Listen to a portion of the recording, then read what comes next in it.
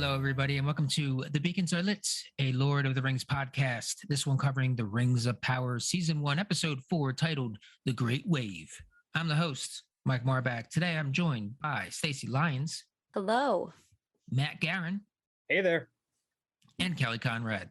Howdy doody. Howdy doody. Yeah, we're here to discuss The Great Wave, Season 1, Episode 4. But before we do, week after week, month after month, we've been doing this podcast, and I've been preaching. I've been lighting those beacons, trying to get people to let us know that they're out there. I'm sorry, are you on a porch right now with some ice cream? to shine, I got friends. Yeah, to reflect the mirrors light back at us and let us know they're out there. And don't you know it? Someone finally did. Someone finally went to iTunes and rated and reviewed our podcast. And that person rated it 1 star. No. That person, shout out to iTunes handle Noah Jamps, not Jumps, Jamps, Noah Jamps. And title of that review is Great Podcast to Rewatch With. And the review itself is rewatch the old movies, and these guys do such a great job of humorously breaking down all the action. That's very nice. What a great review. Oh my gosh. Yeah. Noah. Not Watch bad out, for our first rewatchable. written review. Thank you, Noah Jamson. You are in the running for one of those Elven shirts, from one of those Middle-earth shirts at the end of this season, which, by the way, we are halfway through. Wow. Halfway through. No, that's not right. Almost halfway through. This is the fourth episode. Right? Oh, but isn't it going to be 8 episodes? Oh, 8 I thought it was 10 episodes, 5 seasons. Okay. 8 episodes in this season. If one of you wants to fact check me on that, but I'm pretty sure. I know that's my job. I just don't feel like it.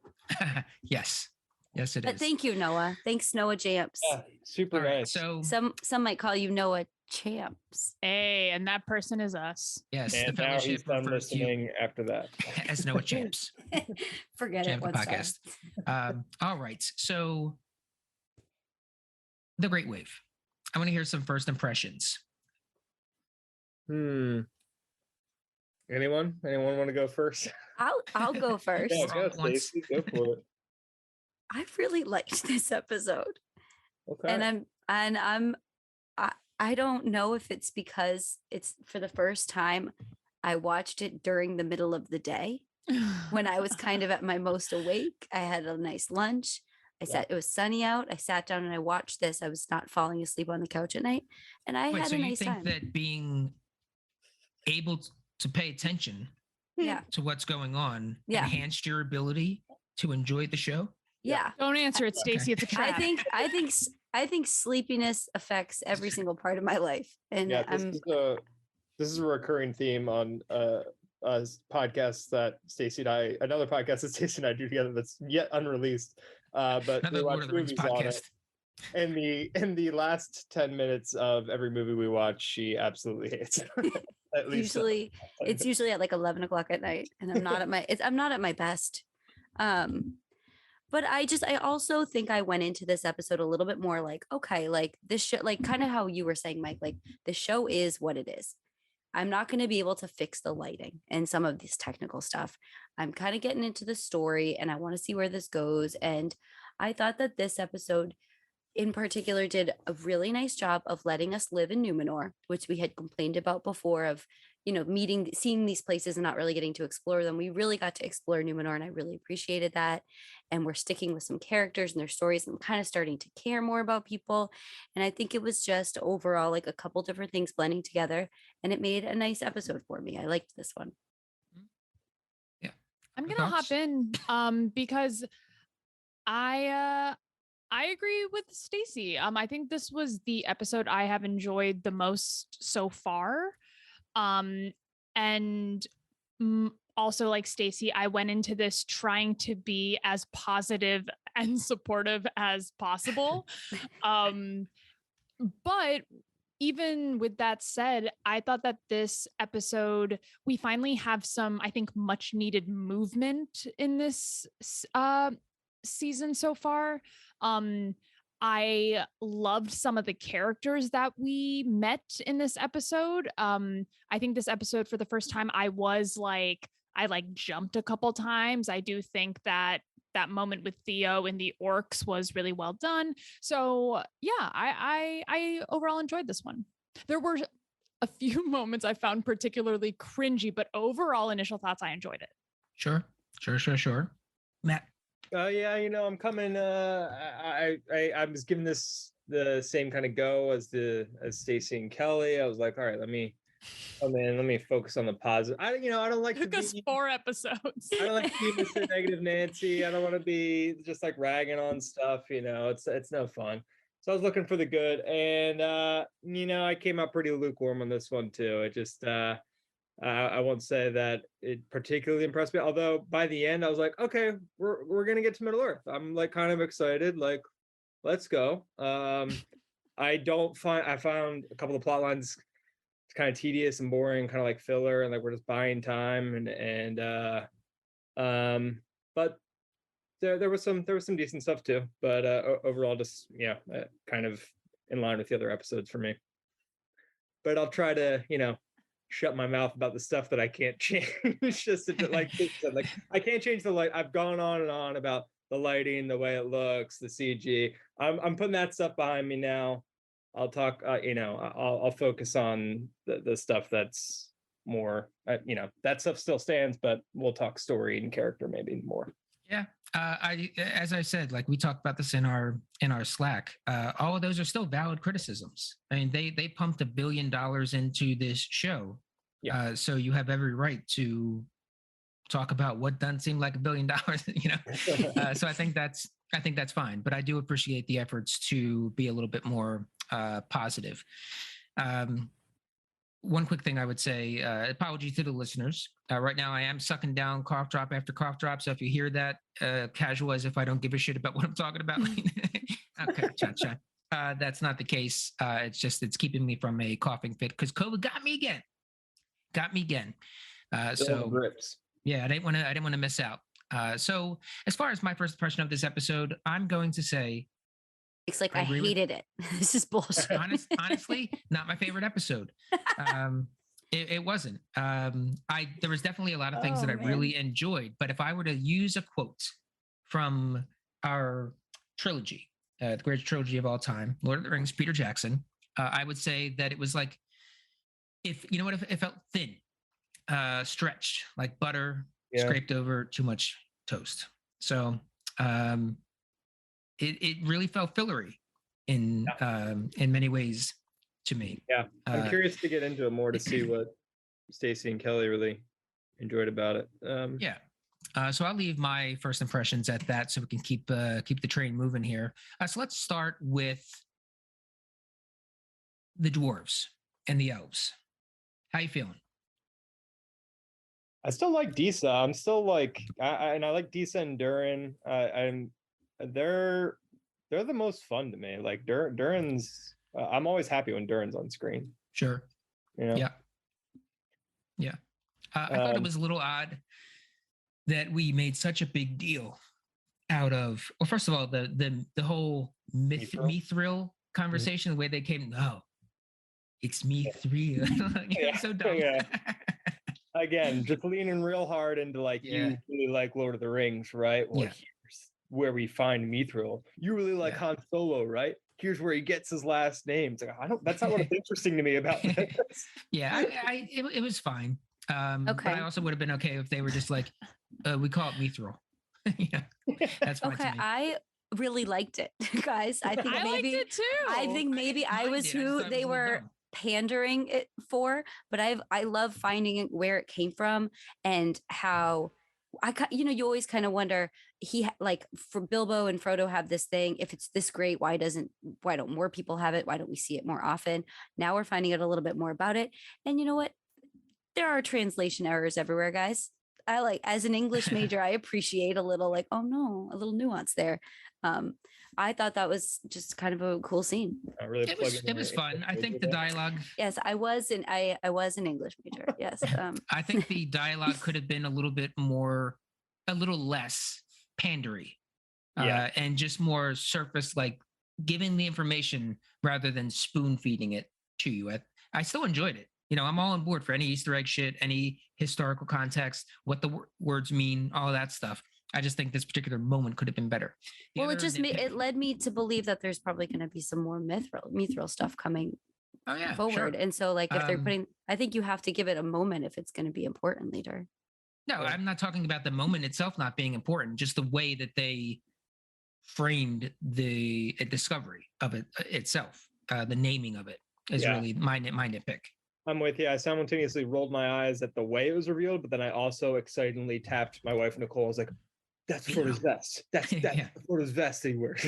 Well, and I think that I'm sorry. Embrace that child in you, Matt. Embrace that part of you. Yeah, I thought because the theatrical versions of the Peter Jackson trilogy doesn't really go into mithril too much, I did think it was cool. And I did think that moment shined a light of how rare this gem was for a race like dwarves who like mine the earth. I thought it did a good job showing the weight and the importance of mithril. Yeah. It's very, very dangerous. And the reason Elrond goes there and kind of discovers this is because Celebrimbor believes that they both feel that like Durin's not being entirely honest, that he's hiding something, whatever's going on, even though there's other dwarves seemingly hard at work building his forge. But he goes there, he takes the red eye to Khazad-dûm, and after Disa kind of lies to him pretty well, throws him off the scent. He uses some magic. He uses some elven ears, elven sight, to kind of get what they're talking about, and goes finds out what's going on. And there's also a cave-in or a landslide, whatever was going on in there, which ultimately nothing happened. It was like we had that all that slow motion, Disa and the other dwarf singing a vocal, beautiful, and then Durin comes up and was like, "Hey, everybody's good." Okay, so that moment did confuse me because it definitely seemed like they were having a funeral of some sort. But then why would you be doing? Was that just like that was prayers? Like a vigil? Yeah. No, remember before Disa's whole job is to sing to the rocks and find out where cracks lie and where it's good to mine and where it's good to ore and what's soft rock and hard rock. And that's like her whole job. And I always kind of wondered what they meant by that. And now we get a chance to see it. Like she's singing to the rock and Elrond looks and the rock starts to crack. It's almost like, please open up and let these miners out.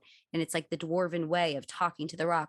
And so I actually really liked that scene. Okay, yeah. My problem with that scene is I didn't think it worked well as background vocal for the slow-mo fight in the woods, which if that had like some heavy drums and like wasn't in slow-mo, that would have been such a cool scene. But because it was set to like this church music, I was like, I'm not so into this. That was my only problem with that scene. So much slow-mo, which we'll get to, but it was just too much slow-mo for that fight scene. I liked it. Oh my God, he caught an arrow and we had to watch it in slow-mo. No, don't do that. Way more exciting in regular speed. There's already too much slow-mo in this season. But I'm confused of like what happened to the dwarves who were in the situation, because it was like an orc situation, right? No, I think it was just it was rocks and things that were moving. It was like a mining. They were mining. But what about that gray silvery goo that bled under the rock? So I think that was her, like she opened the rock and stuff kind of like came out. Like her voice was like speaking to the rocks and they were responding to it. And that's what Elrond saw.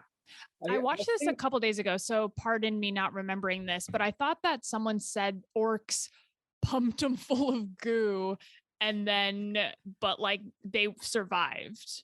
But maybe I fell asleep.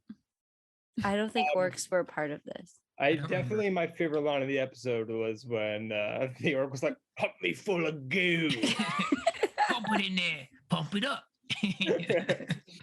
But no one here. Okay, but everyone else here thinks that it was just a cave-in.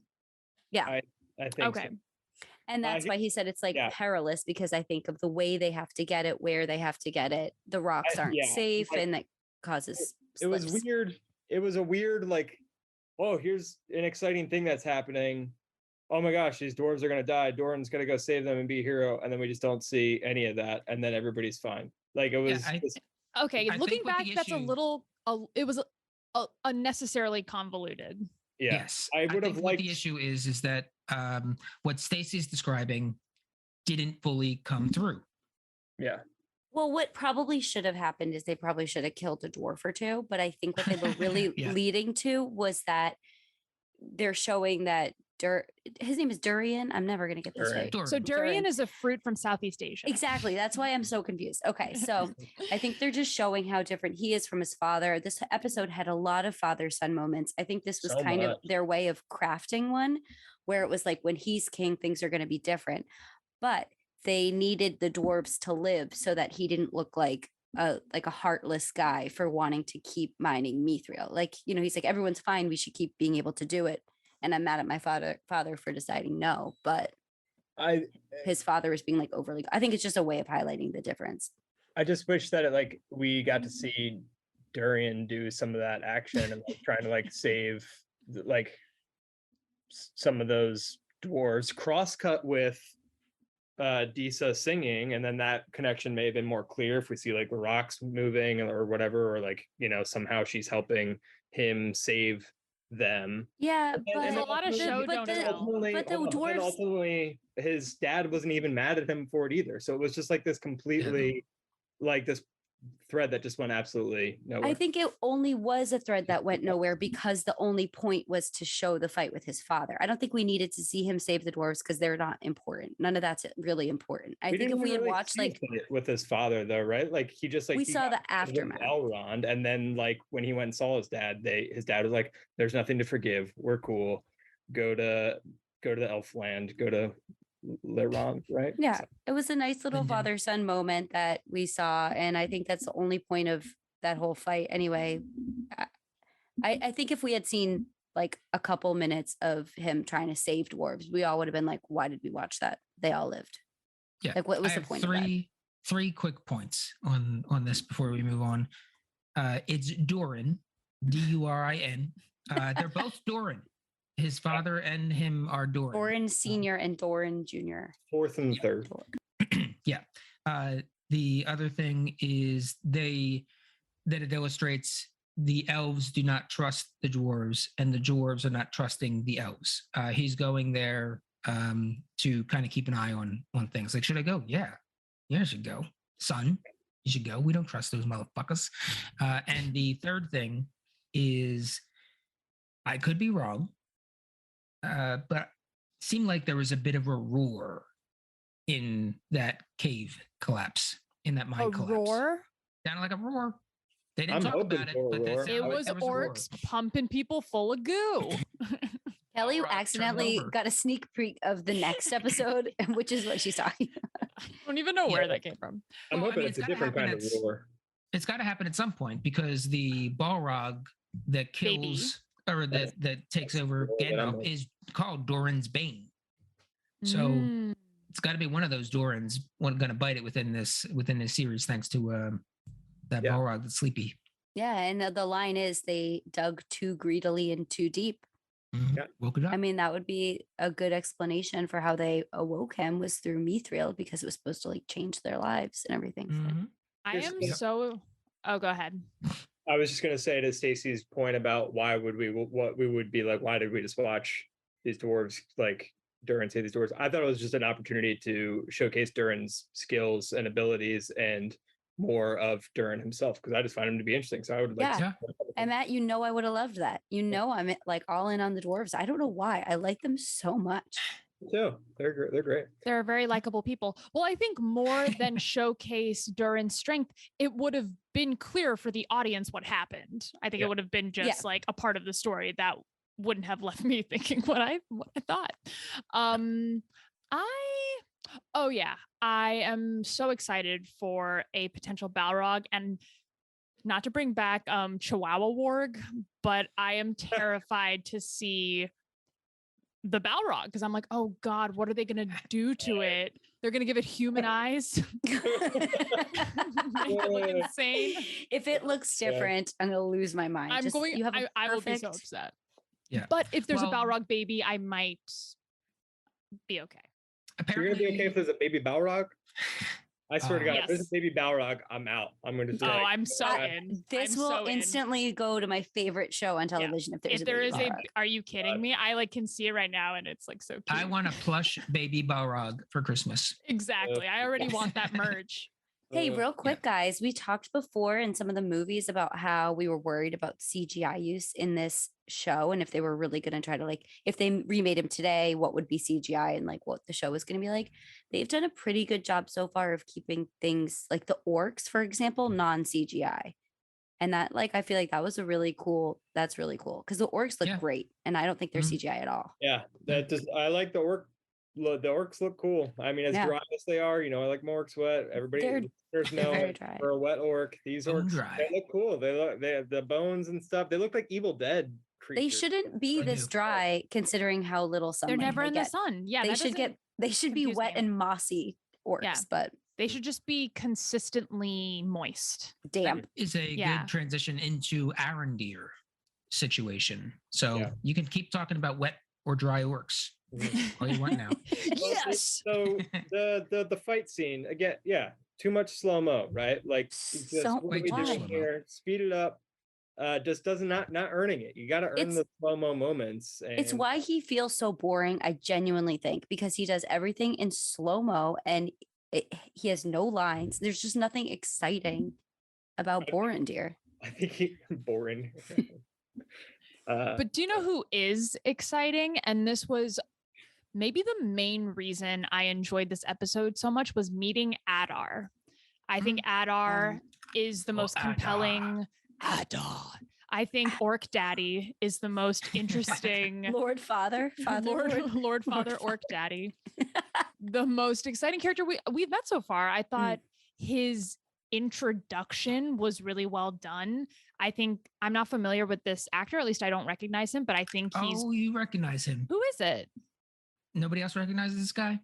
No. I don't know what he's from, but I do know exactly who he looks like. But I know who he looks like, but it's not raw. It's not right. Benjen Stark from Game of Thrones. Oh. He appeared in the first season, and then we don't see him for a long time until he comes back in like season 6 or so. So that is Benjen Stark. And his introduction was very good. I'm so happy about that. Yeah. And he's from the same land, this now extinct land, sunken land, that Arondir is, is from. Oh, okay. Okay, so in my mind, headcanon, Benjen Stark disappeared in the north in the wild, got on a boat somewhere, headed across the sea, and is now Adar. Stacey's all one world. Yeah. He looks like Lee Pace and David Thewlis had a baby together. Yeah, I can see that. But well, I'm excited about him. I actually kind of forgot about him in our discussion here, but I think Adar was pretty cool. I was like intrigued by him. It was a good performance when he like stabbed the orc. There was like menace, but also some mercy, and like it was so tender and then so dark at the same time. I thought this was maybe Adar and that orc that was dying was maybe the most intimate relationship we've seen on screen so far in this show. Yeah. And it was very compelling. I was like, I'm down with Adar. I'm down with Orc Daddy. Orc Daddy. Hashtag Orc Daddy. Yeah. I like him. I like Adar. I'm excited to see more of him. His lead singer from AFI kind of look that he has. I'm into his 2004 emo hair. So cool. Yeah, for sure. I still think that he is more of a minion and not, just another name for Sauron. How y'all feel about what his part thinks? Excuse me. He seems like a lieutenant or like somebody that was high up in the ranks, right? But he's saying like, I'm not a god yet, so he seems like he's making a play to be something. Yeah, he's got ambitions. Yeah. I don't think he's Sauron. I don't think we've met Sauron yet. I don't think Sauron would be doing this work. Exactly. Like I don't think he cares about orcs, right? They're just his mindless soldiers. So that just wouldn't make sense to me. Like he has much bigger plans. He can't like tend to this family of dry orcs. I could be getting myself involved in orc squabbles. Yeah, he's either like hidden somewhere, like masterminding stuff, taking on big picture stuff, and he looks creepy, or he's like DJing some Palantirs. Yeah, or he's kind of like out and about, like going about like day by day. You know what I mean? He's either like a regular Joe, like in disguise, or I think he's like in a cave. That's my guess. He's either out there doing everything or he's hiding. Yeah. And we're going to find out what kind of man he really is. Which is not a man at all. Okay, so the other Arondir stuff is that he gets let go and he's let go by Adar with a message. You know, the message, whenever the bad guy lets the person go, the message is always the same. It's always, we're coming for you. I'm a coming. Yeah, he said, we're all dead. Like, it's never, you know. Surrender or die. Yeah. What these bad guys really need to do is because they let go one of their best warriors, one of their best fighters with this message, and that's going to hurt him. What he should have done is he should have chopped off one of his hands, and then he wouldn't be such a good fighter. But you didn't have to kill him. Dark Lord. Yeah. Or just send like an orc with a sign in the middle of the night and just like plant it outside the castle. There's your eyes, the light. Or just grab a boom box, throw on a trench coat and some sneakers, and get their attention. An orc doing like the Rick Grimes Love Actually thing outside of that watchtower. But to us, you will die. They had Southland scouts. Yeah. I'm just an orc standing in front of the old watchtower telling y'all you're gonna die. Like, either join or die. Yeah. So on his way back, he apparently runs and saves Theo. But the Theo stuff will lead up to that moment. How you feeling about Theo? I tell you what, I'm just gonna say this up top. I don't like watching kids and teens. I don't like kids and teens. I don't like it either. I'm here for adults, and there's too many kids and teens plot lines in this show for me, and that's applicable across any show. Honestly, I'm really exhausted by whatever teenager is mad at their dad for not letting them do whatever they want, or has big dreams or hopes, and I find it exhausting. So you did not like Stranger Things at all, then? No, I do love. No, okay. No, all right, that's different, I guess. Oh my god! No, I do love kids getting together when adults aren't like buying into shit, and like kids are like the main E.T. Isn't that your favorite movie? Yeah, it's my favorite movie. Yeah. You're such a man of multitudes, Matt. I contain multitudes, but when we're like in this adult Lord of the Rings world, and then I have to deal with like Theo and Isildur being. Do you not like Nori? Nori gets a kind of a pass because she's like a proto hobbit, and so like she's kind of filling the Frodo role while also being a kid. But like Theo and how old do you think Isildur is? Like 20. Yeah, I don't think he's a kid. He's acting like a little baby. He's like, he's acting like a little bitch. Okay, I didn't dislike the Theo stuff as much as Matt. I'm actually really intrigued by like who this kid is, what his deal is. Is he going to fight for the dark side? Does he have dark blood in him? I'm like kind of fascinated by Theo. I'm trying to figure out if he has a mustache or if it's a shadow. I can't. His hair is not good. I find it interesting that through the discourse of this show in the real world, you have people that are like, people of color on the show, gross. There are women dwarves, ew. And you're like, oh, kids and teens. No, it's such a thing now on TV. Like these big shows all have to have like, they have to get the kids and teens to watch it. So there has to be like them in there with the plot lines that are relatable to them. And I'm just like, Lord of the Rings doesn't have that. It's just all adults in the trilogy. And they're all 50. All the hobbits are 50, 60, 70 years old. Senior citizens across the board. I mean, I agree with, so I'm fine with Theo's age, and I agree with Stacey. I actually really liked this Theo storyline, but I do generally dislike kids in movies and shows. But I think under like What's wrong with you people? Like 16 and above, I'm fine. I just think they're too. When you have kid actors, I feel like they try to make them too cute, and it drives me insane. It doesn't work on me. I'm not that kind of person to think kids are cute.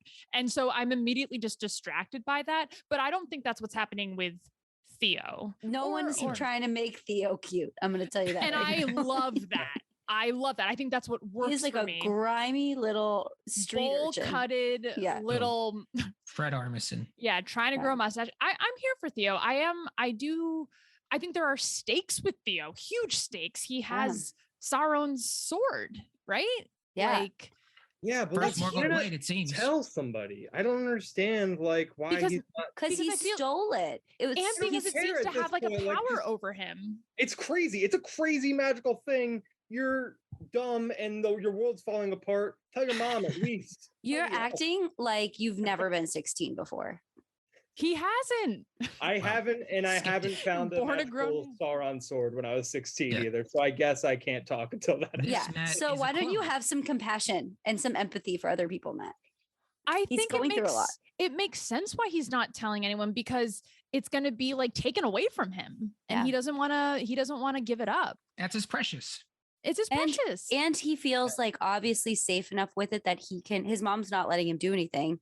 The only reason he's going to this guy's food cellar is because he has this strong weapon. If it gets taken away, he's going to be locked in that castle with everyone else being a nobody. Yep. Yep. I liked it. And I thought the whole sequence with the orcs when he's like his friend Rowan abandons him, and then he is like stuck at this camp, and then he's hiding in the well, and then I'm just like, oh god, you've been in that water for hours, that shit's probably freezing, I hope you don't get hypothermia. And you know what Rowan, Poppy would never. Oh, are you kidding me? Poppy would never. Even if Poppy didn't want to, she'd do it. Should do it. Hence, we've seen it multiple times already. But yeah, him escaping that place and Arondir coming to his rescue, I thought was really well done. I wasn't expecting Arondir to be there. I thought that was a really good reveal. And then we get to the slow-mo running through the woods, which was like cool stunts, but I'm like, why slow-mo? It immediately screams, how cool is this? Which immediately makes it uncool. It makes me not want to look at it. And then I see him catch an arrow, and I'm like, why didn't we just every single cool thing Legolas did that we loved? Remember at those end scenes of like Fellowship when he was doing cool stuff with his arrows and stuff? That was all done regular speed. Begging for a wide. Give me a wide of him just shooting bows. Yes. Yes, Matt. Like that scene just reminded me of that, because it's like one man like fending off orcs for people running, and I'm like, just have it mirror that a little bit more, but it was so blue. Everything was blue. Mike, are you about to say it reminded you of Norsemen? No. Oh, okay. No. I was going to say it reminded me of Return of the King and the retaking, the fall of Osgiliath, as Pippin is singing. Sure. Because there's some slow-mo action fighting there, but there's also plenty of full motion. In Norsemen, the coolest part of that movie was like at the beginning when someone throws a spear and he real time catches it and throws it back. Literally the coolest moment in the movie. And it was so cool. It's like, put that shit in real time, and that would have been awesome. Yeah. Cool. Also, it's really hard for me when an enemy just like can't be in the sun.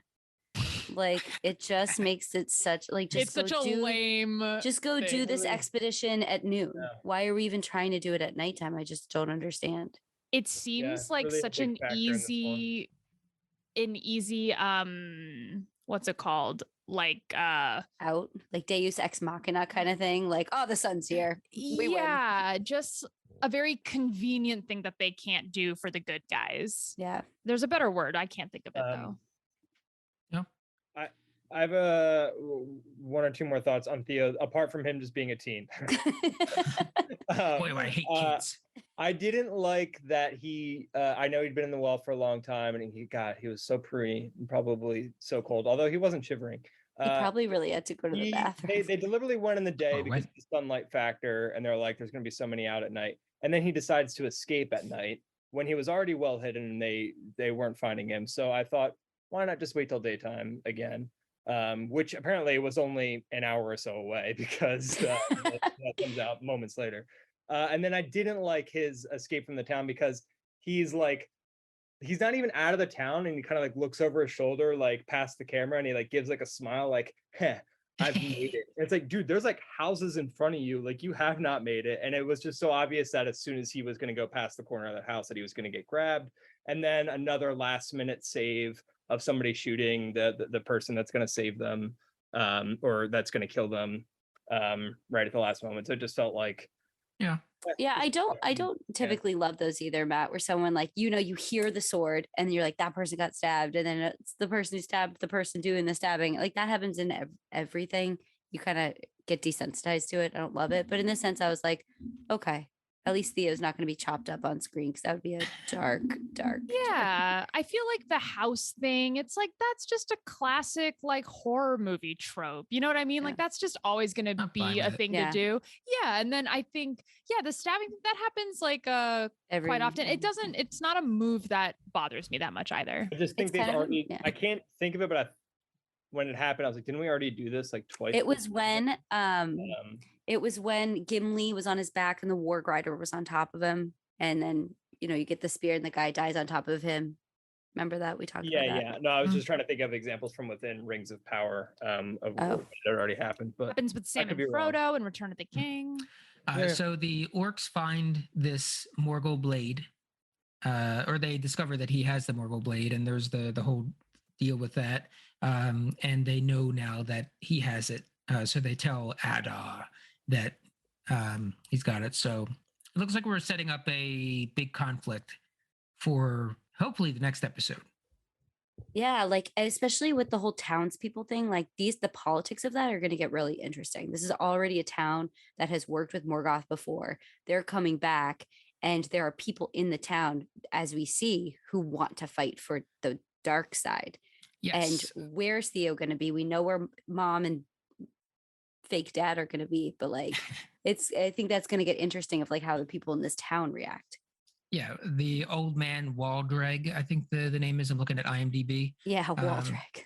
Waldreg, old man Waldreg, and his Morgul blade. He apparently was also he was one of the people that has been keeping this blade alive for so long, because you see the scars on his arm, and he knows all about the blade, and says that the comet is a sign that Sauron has returned or is returning. Is coming soon. Yeah, come to be continued. Yeah. I liked him too. Mm-hmm. What was his name? Waldreg. Waldreg. He looks like that old drunk guy at like a dive bar, like talking about the past. I thought he was great. I think we need more characters like that. More characters that are literally going to like grab you by the collar and like pull you in. I think that's what that show is like, part of what it's like desperately missing. Because everything is so like at a distance and like light and fluffy, and it's like, no, like get like gritty and gross and dirty. What do I want? We haven't met a ton of extra characters besides the mains who have like an actual presence. So it's nice to have someone like that. Mm-hmm. Expanding things a bit. For now, let's move over to Numenor. Numenor. There's a little bit going on with Aorian, and she's got a gentleman caller, it seems. Oh my God, she is such a babe. But this gentleman caller, whatever. Kevin, is that his name? Kevin. I'm gonna call him Kev. Kevin. Because I genuinely, it's like Yemen, but with a K. Genuinely thought his name was Kevin when he said it. I'm obsessed with this guy. I don't know what it is about him. I'm obsessed with him. He is so confident for someone who probably doesn't need that much confidence or shouldn't have that much confidence. He thinks he's so smooth. He's dropping lines on this woman, and she's falling for it, guys. Like she's kind of down with the Kev. Got the I'm like, every single one of their scenes together, I was like, you guys are stealing the show right now. I'm loving this. And he is the son of Thearazon, right? Yeah, the guy with like the white streaks. Yeah, I'm calling this as the biggest. This is the biggest example of how when you watch a show or a movie affects how you feel about it. Because I feel like if you watch these scenes at 10 o'clock at night, you would have been like, who the fuck is this guy? This guy fucking stinks. He's got no charisma. I totally agree, Matt. I'm not disagreeing with you. I was so not sleepy when I watched this show, and I'm like, this stuff. Who wrote these lines? Go for it, Kevin. Yeah. Especially because it's the first time we see him, his dad is making fun of him. He's like, I'm just trying to be clever. And then we see him just trying all his new material with this young woman. And you're like, there's a very Denethor Faramir vibe to this relationship within this episode. And, who knows if it continues or if it's ever been like that before, but it does seem like he is someone who's striving to impress his dad, and his dad's just like not having it. Yeah. I don't think he was mean. It was mean. Just dismissive. Yeah, but Denethor was like absolutely like cruel, abusive. Yeah. I didn't say it was spot on. Denethor sympathizer. There's some vibes. Let's see how it progresses. Okay. Before we tell me to shut the fuck up. Look, Mike. And in the meantime, shut the fuck up. I think what's her name? Arian. Arian. I think she is so boring. I could care less about her and her guild school. And I think that this rom-com-esque vibe between her and Kevin is like, I honestly could completely do without it. Yep. I disagree, so I'm not being too. I've leaned into being negative this episode, I guess, because everybody else has been so positive. So I'm like, I guess I'll just be the I'll play that part. Look, I am not gonna tell you that you're wrong. I'm just gonna tell you that I kind of liked it. There's plot lines in Game of Thrones that I could have done without. It's as long as the show's more than some of its parts by the end of it, then cool. But yeah, this I didn't agree. I didn't feel a way about. Oh, that's the worst kind of way. Like it just kind of happened to you. Yeah. Apathy. I didn't dislike it. I didn't love it. I'd rather hate question something. its existence. I don't even really know what's going on in it. Like, I think stuff's gonna happen later. I guess. I felt like this was setting something up. Yeah. Well, it seems like this first season is setting up the later seasons. Setting everything up. There's just so much table setting. I'm enjoying it. There's just a lot of table setting. I want to move on to Isildur, who put everybody in danger to let go of that rope and got dismissed. And then everybody else does too. Yeah. All his buds. That was really sad. Yeah. Because he was distracted, right? They made it seem like there was some kind of like siren-esque moment going on. I think that moment caused him to deliberately slip the rope. I don't think he was I don't think it was an accident. I think it convinced him to just let the rope go because my dad's not going to let me defer. I hear this call. I want to follow it. Let the rope go. I'll get fired. And he kind of admits to as much later when he's talking to Arian. I guess, that was a disconnect for me. I didn't get that. It looked like distraction. That's probably why he had that conversation later, being like, I thought if I made the mistake, they would just fire me and not my friends. Why did they fire his friends? That's what I can't. Just because they're assholes. They're assholes. Like sometimes that happens sometimes in these movies. I was watching one breakdown where they mentioned Harry Potter. One of the dark arts teachers, Umbridge, does that with people all the time. Let's clear out all the riffraff all at once. Yeah, maybe because they tried to kind of cover for him. Like initially they were like, oh, it's our fault, and he knew, everyone knew it was his fault. Yeah. They have it out in the alleyway a little bit, and then they end up joining the what I assume is supposed to be the great new Numenorian army, which is just a bunch of people from the crowd. That's one thing I didn't really love about this is that I want to see what this ends up being, but it's really just like, I'll fight for you. When you go back and rewatch this, because I know you will, Mike, just pay close attention to every single one of these extras because they are giving it so much, especially in the scene where that one guy is like, this queen's an elf lover, and they're like, do you want the elves to take your jobs? And the men are like, no, and one guy's just looking at left, right, going, no. they're like he's like, this is like a role of a lifetime for these guys, and they're giving it everything, and it's so delightful to watch. That's great. I was distracted by the extras. I was like, what are they? Extremely distracting. What are they doing? I didn't notice. I'll have to go back and definitely rewatch. Watch it. It's kind of funny. Yeah. I guess that's what I'm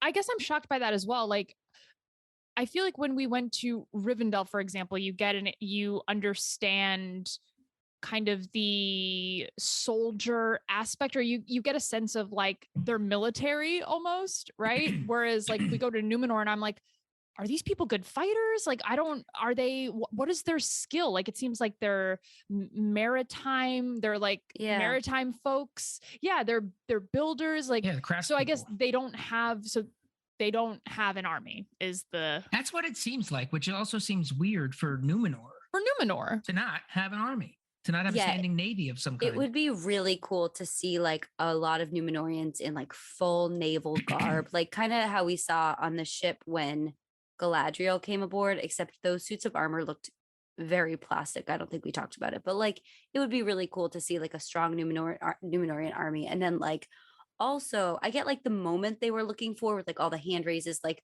we're convinced, we weren't convinced before, we'll fight. The attitude of the island nation is turning, and I get what the moment was about, but it would have been really cool to see like what they can do, because yeah, you're right, I don't know that these guys are going to be good fighters. Galadriel literally just schools like 5 of an elite guard looking people and just like immediately crams them into a cell, and I was like, shouldn't those guys be like at least competition a little bit for Galadriel? Yeah, I mean, it could very well be that they are just have been at peace for so long that they've stopped with the armies. They don't feel a need until Galadriel comes and starts getting them back up. I'm sorry, Kelly. Oh no. I was just gonna say, like, it's just such a cool opportunity, because if they are like mariners, how cool it would be to like infuse their life and culture on these ships into their military. Like, what does that look like? And so I guess that idea of that makes me excited, but it doesn't exist. So even Switzerland has like a standing army. I think Numenor should have something. Exactly. Like, if Switzerland has it, like, I don't care how peaceful you are. Yeah, you should be protected. We see Isildur and all of those people, so they're clearly seafaring folk. There's a bunch more of them, but I think they're more explorers than they are soldiers and sailors. Yeah, because I think they just go back and forth to Middle Earth. I think something along those lines. Yeah, that's what it seems like for sure. Yeah. Maybe we'll get a montage. Haven't gotten a montage yet. Maybe we'll get a training montage. I love a training montage. Oh, me too. Yeah. I want to build up this point. We've talked about the end of this. So just to build up how we get there is Galadriel goes to the queen and says, this is happening, this is happening, this is happening. So this is why we need your help. And this is why I'm here. It's no accident. And the queen's like, I don't think so. I'm going to pass. And she talks about Halbrand and how he's he's basically Aragorn of this story, how they're building him up to be, but there's also more signs that he's also could very well be that Sauron character. Right. And she's also just not impressed that he can, he's this long lost king and can unite these people. And we have another army that's over in Middle Earth. And she says, okay, yeah, whatever. And then she's sending her off, armed guard, to go back to go to Middle Earth. Or I think I can't remember if she's sending her to Middle Earth or sending her back to the elves. In any case, as soon as she puts that paddle into the water, like every leaf starts falling from the tree. Yeah. And then her and Elendil look at each other like, ooh. Did the voiceover spiel that when the leaves were falling and the significance of that, did that happen before and I just didn't remember? Like, did she say those lines before about how the leaves falling means that the Valar are like disappointed in them? I think it was Galadriel that says it as she's walking. Okay. It was either Galadriel or the Queen. Yeah, they do bring it up. Okay. And we also get some Palantir play in this. No, we've been seeing some shaking heads. Okay, well, I hope you know what I'm going to feel about this. It's absolute BS that Galadriel had this vision and turned away, and the queen didn't say, I know what it is you saw. Especially seen it too. Especially considering how many of those moments were in this episode specifically. Yeah. The orc that licked the knife. Oh, I feel like every callback imaginable. And then the one line they literally could have put in and had it made perfect sense. I know what it is you saw. I know what for I have seen it too. Yeah. Or it is also in my mind. I think that I will say, to go back to the top, I do like the way this episode started with that impending wave. Really scary. I think that was like really well done. Really scary. I think the music for that was good. That was the first time where I was like, oh, okay, this music is like living up to the intensity of this moment. So I just want to throw that in the word. Great wave. I also agree. I love the wave. It like made my stomach turn. I thought it looked really cool, really terrifying. I can see why the queen is stressing. And this is just the taste.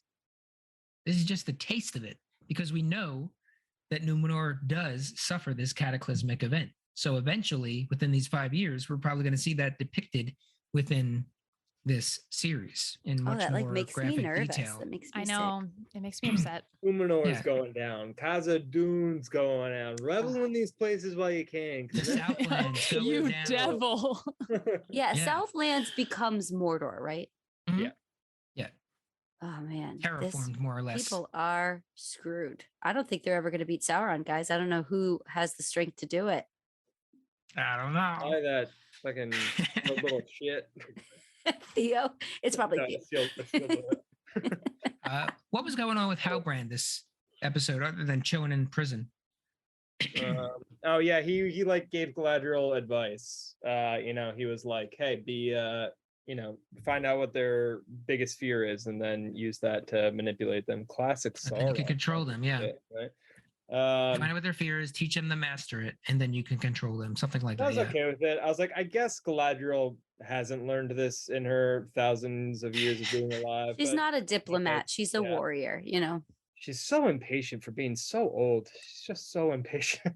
The line when she said "Stop comparing me to a horse," though, I thought that had perfect delivery on it. Mm-hmm. That kind of made me laugh out loud. I thought Galadriel was great in this episode. I do like her moment of like standing her ground with the Queen Regent. I thought that was very powerful. Yeah. They also did a better job editing that moment this episode than they did the previous episode. There was tension in it this time where the tension was missing last time. Absolutely. I want to put it to the group. I don't totally understand why she she was going to get taken back to Middle Earth and be with the elves, which is kind of like an aspect of what she wanted. I don't understand why she is so convinced that she needs the Numenorians to align with the elves that she's willing to like get herself thrown in prison to do so, when she could just go home. Like the elves, like they don't know how big that threat is, and the elves are kind of the shit in battle. So I don't know why she's like, we need the Numenorians too. I thought it was because she needs Halbrand to unite men, because the men are all spread out and they don't have a leader. She needs Halbrand to be their king, come back from exile, and it's really only going to be compelling if he has an army. Take if he up can the get sword and become the man he's supposed to be. Like to get to the Southlands, he needs a full support, and he needs to come and be like, I am the king. Look at all these people behind me who are supporting me. Okay. Even the elves, yeah. Speaking of taking up that sword, we did see Narsil in this episode. That's Elendil's sword? Yeah. Mm-hmm. What do you do with it?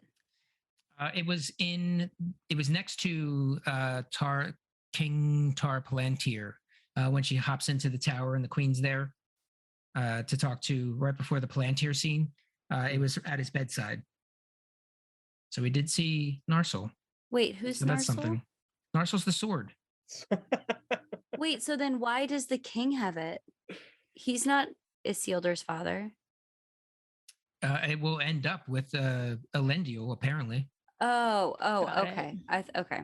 I didn't know that it was someone. It was someone. So it was in the bed of Queen Regent's dad. It was bedside. Okay. How did leaning you know? up against his side table? How did you know that's what it was? How did you know that's what it was? There was a neon sign above it. It was next to pointing down, and he had a wig on it. No, no. How did I know? Because it looked familiar, and then in the breakdowns, they kind of go over some of that small stuff. Oh. Oh, it was a Kind breakdown of moment. a big thing. Oh, Yeah. Mike, I'm not reading anything about this. I'm coming in Oh, I'm not reading anything. raw and wriggling. He's watching it. Yeah, it's YouTube. What are the Remember that YouTube's website I told you all about? YouTube.com? YouTube.com, yeah. Oh, yeah, they have a good. whole bunch of videos you can watch on different things. I don't know. The kids Distance learning on there. I don't want to. Yeah. All right. So we hit Numenor stuff, Galadriel, Queen, Elendil's family, Halbrand, the Queen Regent stuff, Palantir. We got no Harfoots. We got no Stranger. Barely any Halbrand. But yeah. I will say, guys, I really like him. And I think his chemistry with Galadriel is top notch. I'm still in it to win it with those two. I still think it's going to happen. Top notch chem, huh? Yeah. It's so much more convincing to me than Bronwyn and Arondir. I just can't. Yeah. I can't even look at them touch. When she touched him, I was like, "You've never met before." Yeah. Well, the most emotion we've seen from Arondir was with the tree. Yes. That's about it. Yeah. The relationship I'm rooting for is with Orc Daddy and his baby orcs. That's the only relationship I care about right now. Yeah, I want to hear some baby orcs just crying as they're trying to, or Wee. one cradling one. They're gonna do people. You know how shows these days have like one-off episodes that are like tangentially related, but like, yeah, they're gonna do a full episode of babies of all of these different species, and Matt's gonna lose his mind. They do that with anime, where they make like spin-offs of anime, but with like little versions of them. Yeah, and they're very successful. Orc Daddy, and I can't even remember his name. Adar. Of Adar, the Orc Daddy. But feel free to call him Orc Daddy. Yeah. But I'm with you, Stacey, on Bronwyn and Arondir being just like brother and sister. I kind of like. I'm kind of weird. I'm teetering on Halbrand. Sometimes I'm like, this dude seems a little too TV actor for me in the bad way, and then sometimes I'm like, I don't know, this dude's interesting, and he's okay. So we'll see. All right. Excuse me. All right. So. We didn't talk about Elrond at all. Do we really need to? We did a bit. I mean, like the Celebrimbor stuff. Celebrimbor is such a creep. He's so shady. But I will say I kind of like this version of Elrond more than movie version of Elrond. Okay, that's blasphemous. I mean, what? Hugo Weaving. I was reading Elrond in the show's lines, and in my head I was because I have like subtitles on, keep track of the names and stuff. Hearing in my head, I was reading them as Hugo Weaving, delivering them. I'm like, more fun. Look, more fun if Hugo Weaving. He is way more fun. He is so, you know how I feel about him. He's so extra. So extra. Nicole said Elrond is so extra this episode. I was like, that's Stacey's whole stance. Yeah. I think he's you know that he's only going to get more extra, but he just is so friendly. And every time he's on the screen, I feel kind of safe. And so I'm he's charming. He's a nice guy in this. And I feel like we need kind of a nice guy. I did love when Durin was like, he was like, my dad's such an asshole. He's shutting down the mine. I hate him. And then Elrond's like, my dad was so great. The Valinor sacrificed and brought him across the bounds of this universe. And I was like, where is he as a star? Yeah, they turned him into a Elrond stoned. And it's like Elrond. Really we all were told that our parents turned into stars when they died. Time to grow up. Yeah. The lights of Arondir, our brightest star. But then it was really sweet, and I was like, oh, yeah, I do like Elrond in this show. He's a very safe presence. He seems like a nice guy. I just reminded myself of one other reason why I do like the show is because of the general prequel aspects. You know, that's the whole history of things. And if you didn't read the Silmarillion or the Unfinished Tales or any of the other stuff, the non-canon stuff that might be out there, to hear those little moments, like even the Mithril, like I was kind of shitting on just a little bit. But the Eärendil, the story of Eärendil and Alos and the founding of Numenor. So all of those little things in there. The only thing is, I think that a lot of that history is weighing down the storytelling because it's just so much exposition. Still love it. Yeah. But as far as the story goes, I think it's holding it back just a bit. All right, I want to hit winners and losers, and then we're going to call it a night. Wow. Losers, Kelly, who lost? My loser is the Queen Regent. Her daddy is sick. Sorry, I'm saying daddy so much in this episode. So much daddy talk. Her father is ill. And she is the queen of a kingdom that is inevitably going to be destroyed. And I can only imagine the stress of that. Yeah. That's another good point that we didn't really discuss is the factions here. There's the elf faithful, and then there's the kingsmen. And that's one of the things that ultimately it seems brings this kingdom down is that division. The people that are faithful to the, the elves and those that are not. And Pharazôn seems to be one that is vying for that king spot. And as is that the merchant? That's the merchant guy. He's your rom-com dad. Yeah, he's the one with he's like a merchant. Yeah. White streaks in his hair. Yeah. Mm-hmm. Yeah. Mm-hmm. Guy's got nostrils for days. He's flaring those things like crazy. He is quite a character. Matt, who lost? I'm going with my dude who shit his pants, Theo, wandering around with pantaloons full of diarrhea. I don't know that we talked about that on mic, Matt. Yeah, well, Stacy called it out that he walks like he pooped his pants, and it is true. Go back and watch. Yeah, reminds me of that Al Roker clip where he's just like, I pooped my pants. Check it out on youtube.com. You'll see it. He's like, I pooped my pants. Stacy, who lost? The orcs lost, who didn't get back the hilt and had to go to daddy and be like, we found it. It's in the watchtower. We don't actually have it. How embarrassing is that? They finally found it and they lost it to like an 11-year-old. Humiliating. Yeah. My loser is Isildur for getting himself, not just himself, banned from the ships, but his buddies as well. That wasn't part of the plan. He didn't expect that, and he fucked up their lives too, because now they're going to war. So not cool, Isildur. Hopefully you don't do anything else terrible in your life. Let's do winners, Stacy. You gotta give it to Galadriel on this one. She's the obvious choice because she finally got her army. She got everything she's been asking for about 2.5 episodes now. So yeah, she got a backing of people. Yeah, what she basically got, it seems, is those movies where some big tough person goes to save a town, or like an old Western, a Magnificent Seven type thing where the townspeople have to like take up pitchforks and their old shotguns and things. That's basically what she got right now. She got an angry mob, but like not so angry. She just kind of got like a lukewarm mob. Yeah, hopefully the next episode opens up with the great Numenorian army that I suspect has to be lying somewhere.